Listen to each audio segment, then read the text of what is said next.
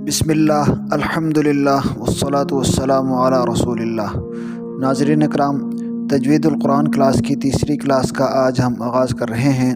پچھلی کلاس میں ہم نے شین تک پڑھا تھا۔ شین سے اگلا حرف ہے صاد۔ لکھنے میں تو تقریباً ساری زبانوں میں یہ صاد موجود ہے۔ عربی کے تلفظ میں صاد موٹا پڑھا جاتا ہے، صاد موٹا پڑھا جاتا ہے۔ ویسے مخرج سین کا اور صاد کا ایک ہی ہے، زبان کی کنڈیشن ان دونوں کو پڑھتے ہوئے ایک ہی ہوگی، صرف یہ کہ صاد موٹا پڑھا جائے گا، صاد موٹا پڑھا جائے گا۔ اور ایک چیز کا خیال رکھیں، صاد کو پڑھتے ہوئے ہونٹ گول نہیں ہونی چاہیے، ٹھیک ہے۔ عموماً یہ غلطی کی جاتی ہے کہ صاد کو پڑھتے ہوئے ہونٹوں کو گول کیا جاتا ہے، کیونکہ اردو میں اس کا تلفظ اسی طرح ہے، تو ہماری زبان پر وہ اردو کا تلفظ بیٹھا ہوا ہے۔ اب ہمیں اس کے عربی کے تلفظ بھی اسی طرح پڑھتے ہیں۔ عموماً لوگ یہ غلطی کرتے ہیں کہ صاد کو پڑھتے ہوئے ہونٹوں کو گول کرتے ہیں۔ صاد کے پڑھنے میں ہونٹوں کا کوئی تعلق نہیں ہے۔ عربی کے حروف تہجی میں صرف 4 حروف ایسے ہیں جن میں ہونٹوں کا استعمال ہوتا ہے، جن کی ادائیگی ہونٹوں سے ہوتی ہے۔ ان میں سے پہلا حرف جو ہے وہ با ہے، دوسرا حرف آ ہے، فا، تیسرا حرف میم ہے، اور چوتھا حرف واو ہے۔ با، میم، واو، فا، ان 4 حروف کو پڑھتے ہوئے آپ کے ہونٹوں کی جنبش اور ہونٹوں کا استعمال ضروری ہے۔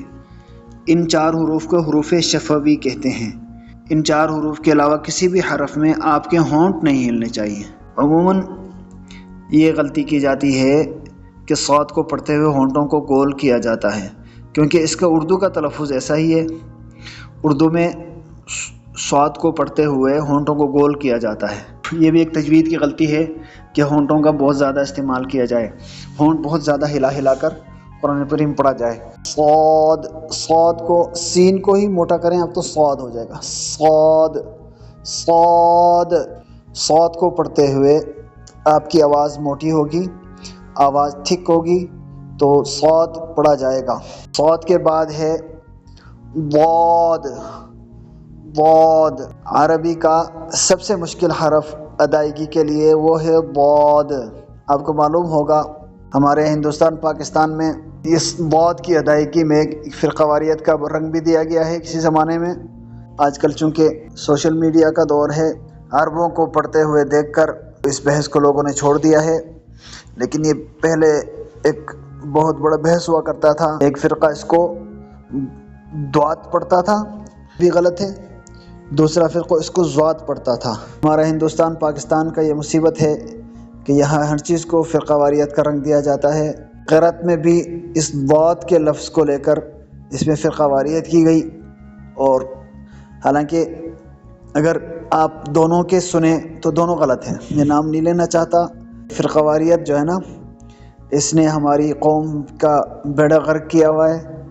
یہ ضاد کا لفظ بھی کنٹروورشل رہا ہے، اس کو کچھ لوگوں نے ضاد، کچھ لوگوں نے ضاد پڑھتے رہے ہیں، حالانکہ یہ دونوں غلط ہیں۔ اس کا تلفظ بھی خالص عربی کا تلفظ ہے ضاد۔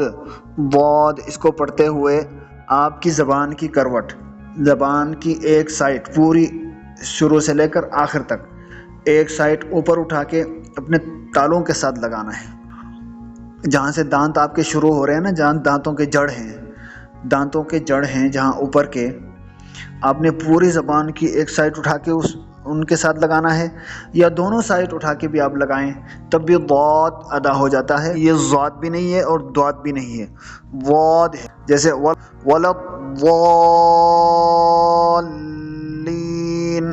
اس کے لیے بھی آپ کو خصوصی محنت کی اور پریکٹس کی ضرورت ہے۔ یہ بھی خاص عربی کا تلفظ ہے، صاد بھی اور ضاد بھی، یہ دونوں خاص عربی کے تلفظ ہیں۔ ان کے آپ زیادہ سے زیادہ پریکٹس کریں تو انشاءاللہ ٹھیک ہو جائیں گے۔ اس کے بعد ہے طا۔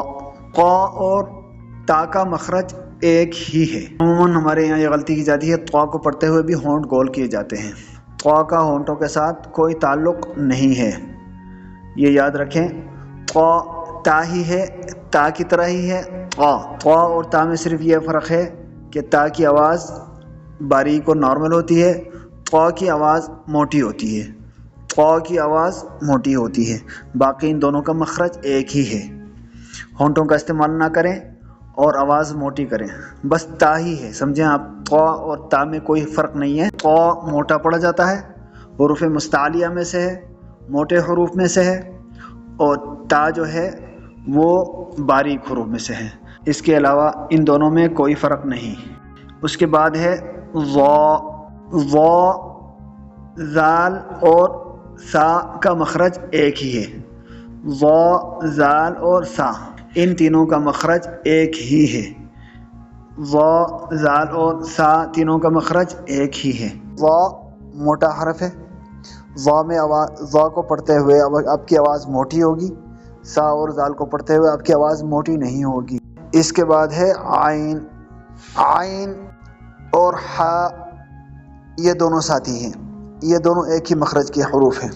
مخرج کہتے ہیں آواز نکلنے کی جگہ، ان دونوں کی آواز گلے کے درمیانی حصے سے نکلے گی، تو عین پڑھتے ہوئے بھی آپ عین کی پریکٹس کرتے ہوئے بھی اپنا انگلی اپنے گلے کے درمیانی حصے درمیان میں رکھیں اور کوشش کریں کہ اس جگہ سے آواز نکلے، عین عین۔ اس کے بعد ہے غین، غین اور خا کا مخرج ایک ہی ہے، غین اور خا کا مخرج ایک ہی ہے، گلے کا اوپر والا حصہ، گلے کا اوپر والا منہ کی طرف والا آخری حصہ۔ غین اور خا عموماً اردو میں بھی استعمال ہوتا ہے اور دوسری زبانوں میں بھی، جیسے غین غیر حاضر، جیسے غین غیر، غین غلام۔ عربی اور اردو کے تلفظ میں صرف یہ فرق ہے کہ غین کو پڑھتے ہوئے آپ کی آواز موٹی ہوگی، جیسے ہم پڑھتے ہیں غیر المغضوب۔ اس کے بعد حرف ہے فا، فا بھی حروف شفوی میں سے ہے، ہونٹوں والے حروف میں سے ہے۔ فا کو پڑھتے ہوئے آپ کے اوپر کے جو سامنے کے اوپر کے دانت جو ہیں وہ نیچے ہونٹ کے ساتھ لگیں گے۔